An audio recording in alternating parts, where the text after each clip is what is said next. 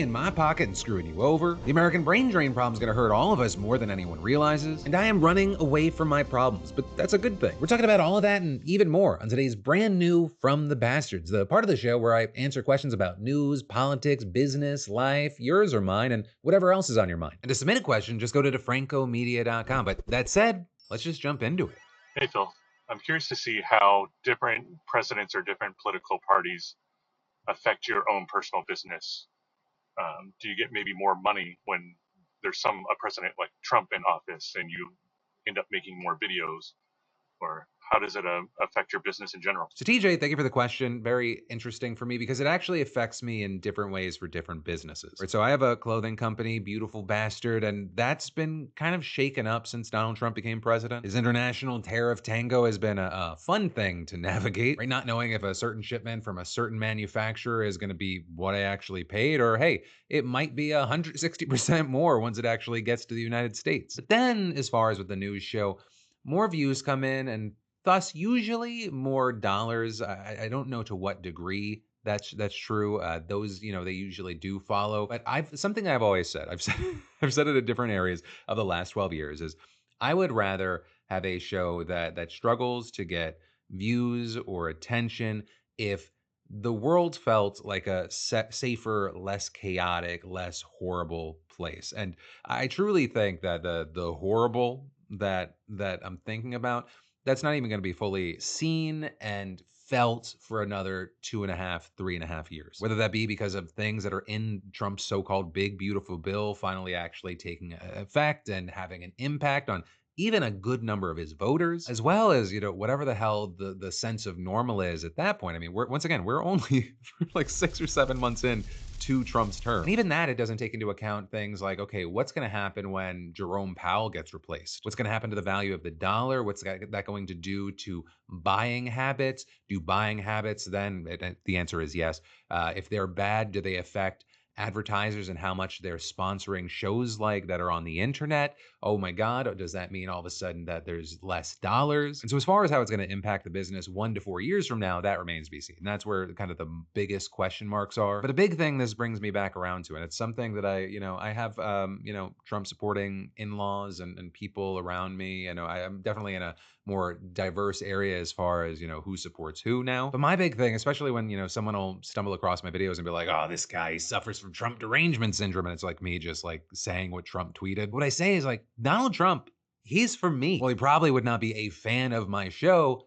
He loves rich dudes. That's what the big, beautiful bill in part says. Trump, this year, I have a call with my accountant soon, but very likely going to save my rich ass tens of thousands of dollars minimum. But as we've talked about on the show, it's going to be to the detriment of millions of Americans, and largely the most vulnerable of Americans. It's horrifying to think of how many millions of Americans are going to lose their Medicaid, and that, once again, that's just one aspect of it. All while you have economists and experts saying like this is going to blow up the budget, which once again it turns into this question of, okay, how is it going to impact me and my business 1 to 4+ years from now? While over the past 2 decades I feel like I've busted my ass to get to this point, I also have to say, without social safety nets, and it could be something as simple as paid lunch. Like I was a trailer park kid for a while. The state made sure I had food in my stomach at lunch when I went to a public school, which was also free for me. I see so much conversation and even legislation today that feels very much like we have to cut social safety nets because the people that don't have are somehow inherently lesser, when really it's like a lot about just opportunity. And I think that we need our governments to do as much as we can to make sure that 1, people get more opportunities, and 2, when life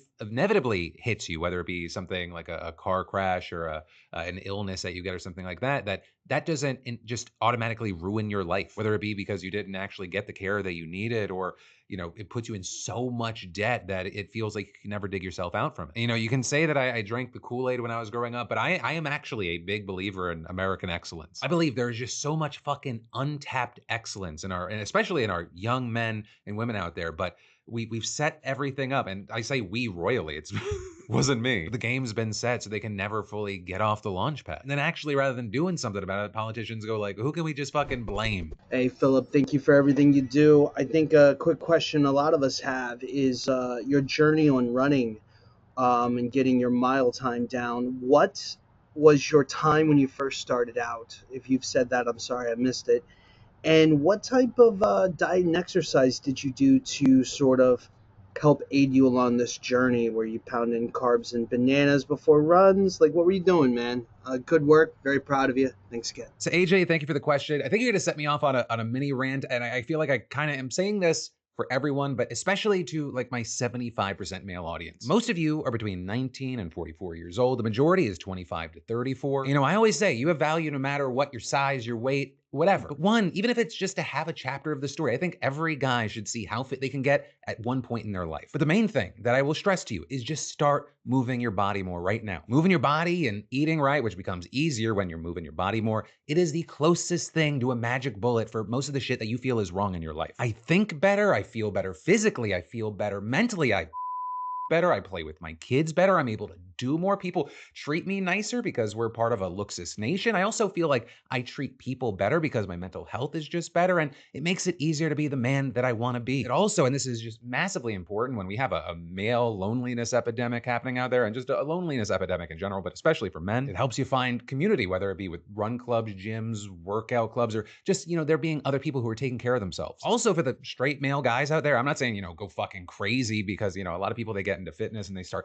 building their bodies for the male gaze, like how fucking huge can I get? And they get into like really scary steroid places. Very easily it can get into an unhealthy place because of the unrealistic body images that many fitness influencers put out there. But, you know, taking care of your health, it's gonna make meeting women easier, and it puts you in a more confident, healthier mental space. But the main things that I come back to constantly on this is, one, your mental health is gonna be so much better if you're active, and two, it's about ensuring your body can do things better and for longer. And so with that in mind, and bringing it back to your initial core question, when I started, my mile time was nothing. But I didn't check my time. I would walk, and then eventually I'd jog for 30 seconds, and then walk for 2 minutes, and then, you know, 1 minute on, 1 minute off. And then I just kept doing that and doing that. And so one day I could do a jogging motion for 5 minutes, then eventually 10 minutes. And then eventually I felt like I was gonna die that day. I think I did maybe a mile, somewhere between 12 to 14 minutes. I don't remember the exact time. But also a big thing is like, you do not need to immediately run. That can be so bad for your joints. So in addition, or, you know, on off days, I'd try to go for things like hikes. And in addition to getting fresh air and sunlight, which is, sun is such a game changer, like go out,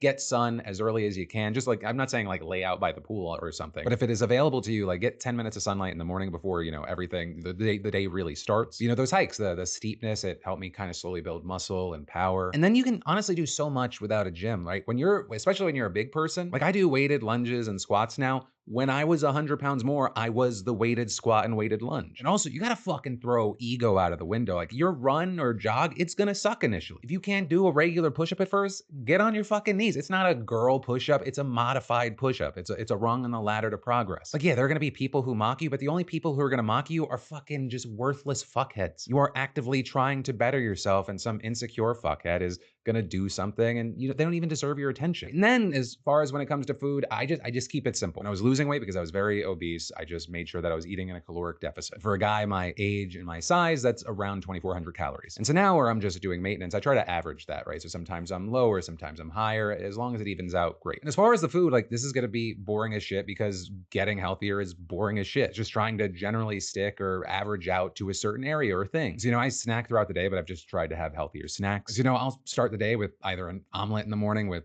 maybe hash browns or a bagel. I'll usually use egg beaters, spinach, some cheese, a bunch of veggies, maybe sometimes bacon, definitely a healthy dose of garlic and pepper. Or, you know, I'll just do a fuck ton of high protein yogurt with a ton of berries and granola. Then for lunch, I try to do a salad, usually with a lot of chicken. Maybe I'll throw in like a low carb wrap to make sure that I'm hitting fiber. And then, you know, I just listen to my body. If I'm hungry, I eat. And so for snacks, I'll have things like hummus and cucumbers, broccoli, carrots. And then as far as dinner, that's usually more of a wild card. I'm just kind of open to whatever at that point. I love a dinner. You know, my wife handles it. And so sometimes it's heavier, sometimes it's lighter. You know, I have a sweet tooth. So if it's heavier, I'll do like sugar-free ice pops, like 15 calories a pop. Or if it was on the lighter end, I'll probably do like a Yasso bar or 3. Do a peanut butter one, a fudge one, or just a classic vanilla one. And then as far as fitness, I try to make sure that I walk like 4 to 5 miles a day. And then I work out, or I do weight training like 4 times a week, usually only on my tonal. But also like a good way to kind of kickstart something is if you're, let's say you're gonna watch a TV show or do some bullshit, do or work your way towards doing 100 push-ups, crunches, and squats a day. So you can do them 5 at a time or 25 at a time. Just moving your body, introducing change to change. But also I'll say, going back to walking and running, it's a multitasker's dream. You can zen or vibe out with some music, you can listen to an audiobook, or even though I think it's best to look away from screens, you could do a lot of stuff on your phone. Or catch up with friends and family with text or FaceTimes, or do a little bit of work. Or like this morning, I listened through a bunch of y'all's questions. I game planned with the team to make this From the Bastards episode based off of last last week's learnings. I listened to clips and podcasts of Brian Tyler Cohen because I have an interview with him in like about 2 hours. And then, I looked at some emails and I did some research for the show. But then tomorrow I'll probably just start listening to an hour of Onyx Storm. And then finally, to bring it back to running, I've just found that it's largely about just getting my miles in. And so I'm at the stage of running where I'm just kind of like learning and feeling out different paces. So I'll do like a 3-mile casual jog one day, then I'll do like near sprints for a minute and then walk after, and then I'll do kind of a slower long run day where I do like 6 to 10 miles. And for those long ones, I'm largely just trying to either get used to the suck or make it so that it does not suck anymore. Hello, Philip. This is Rafif from Bangladesh. I've been in academia for the last 2 years, and I've been thinking about going abroad, especially in the US, for seeking a PhD degree. But the current situation right now in the US with all the funding cut off, so the chance is very low for me to get a good university in the US, and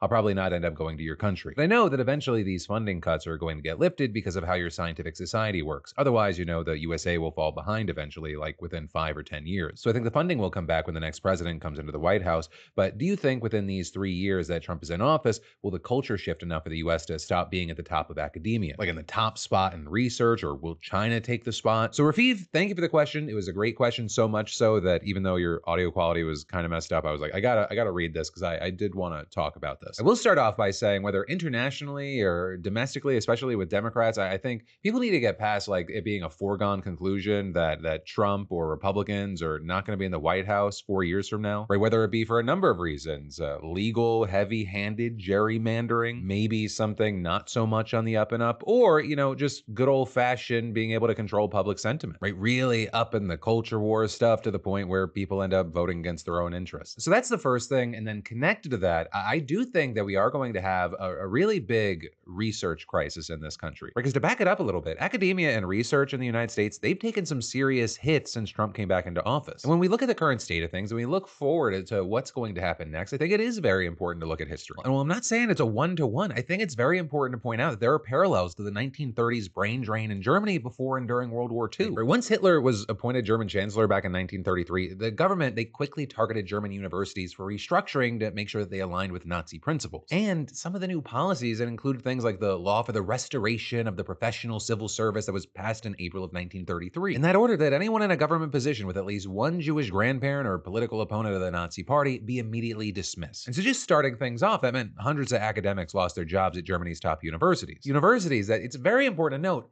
were some of the most elite in the world at the time. But as we saw there, and as we see just countless times in history, it never just stops there. Soon you had remaining professors and students also subject to the whim of the Nazi regime, right? Political loyalty being rewarded more than academic ability or achievement. And so one of the consequences was that just the quality of higher education in Germany, that suffered. And then thanks to the blatant targeting of research and academia along with everything else at the time, many established researchers chose to leave the country. It also obviously changed the situation for people that would otherwise flock to Germany, and in some cases, people were forced out. All of which became known as the World War II brain drain, or human capital flight, where you had this movement of highly skilled and highly educated workers in and out of their respective countries. And again, I am not saying this is one-to-one equivalent, but without a doubt, there are parallels with what the Trump administration is doing and how they're trying to reshape how the US approaches science, research, and academia. Right? There's been a tsunami of funding cuts to federal science programs. And in fact, you had the New York Times reporting that the National Science Foundation, which funds most of the scientific research at American universities, they're awarding new grants at the slowest pace in decades. You also have Trump using the government to essentially wage war on universities, not to mention the mass firings that have happened to government researchers at both the Department of Health and Human Services and the Department of Education. And then, of course, there's the flood of executive orders aimed at reshaping how the U.S. approaches science generally. Right? And then you have the Trump administration's aggressive targeting of migrant students. And I could and then for ages. There's so many things, right? So you have all that and a million other factors, and it's led to established researchers along with budding scholars leaving for places like Canada, Europe, and even China. Right? In China specifically, they are making an active effort to attempt some researchers to them. And that, as we're seeing researchers and people like you, Rafif, reconsidering plans to come to the U.S. in response to everything that Trump's doing. And so I really do fear like America is no longer going to be that shining city on a hill. I genuinely think that we are setting things up for China to just fucking eat our lunch. And aside from just not knowing what the future has in store with us, especially in regards to elections and future administrations, I'll say it takes a lot longer to build than it does to tear down. But Rafif, the last thing I'll touch on is with actually a part of your audio that did come in clean. And sorry about my broken English. This is my third language, actually. I understand you're feeling to apologize for that, but please never. I know one, and I barely speak it properly. But that, my friend, is where today's episode of From the Bastards is going to end. I hope you enjoyed getting filled in on Friday. If you like this new 6-video week schedule, definitely let us know. Hit us with a like. And hey, I'll see you right back here on Sunday with a very special guest. Stay safe out there, stay sane out there, and